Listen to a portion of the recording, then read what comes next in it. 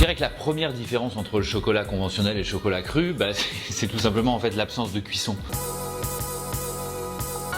Pour le comprendre, il faut savoir que le chocolat conventionnel est un aliment en fait qui est très cuit et très transformé. Les fèves de cacao sont d'abord en fait brûlées. Ça se passe à peu près 150 degrés pendant 20 minutes et ensuite le cacao torréfié va être ensuite broyé, laminé, conché. C'est des étapes qui vont durer plusieurs jours à des températures qui peuvent excéder 60 degrés. Notre chocolat cru, lui, il est simplement en fait d'abord fermenté, lavé, séché et après on le broie à froid pendant 2 à 6 jours dans nos meules de pierre. On a une fabrication artisanale de la fève à la tablette. C'est-à-dire qu'on transforme depuis la fève de cacao en flux tendu jusqu'au produit que vous allez déguster. Alors ça peut paraître évident quand on ne connaît pas le monde du chocolat, mais la réalité aujourd'hui c'est que sur 5000 chocolatiers en France, il n'y en a que 30 qui font eux-mêmes leur chocolat. Les autres, qu'on appelle en fait des fondeurs de chocolat, achètent ce qu'on appelle des chocolats de couverture à des industriels qui font toutes les étapes de transformation et qui livrent un chocolat prêt à fondre et les chocolatiers vont en fait simplement ensuite faire des assemblages ou ajouter d'autres ingrédients et mettre leur marque dessus.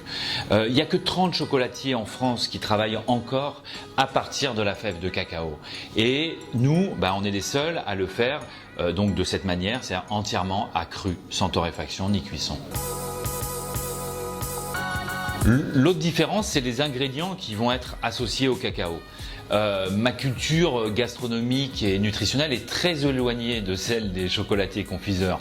J'utilise pas de sucre raffiné, ni de produits laitiers, ni de gluten ou de lécithine, ni de gomme de goire ou de gomme arabique.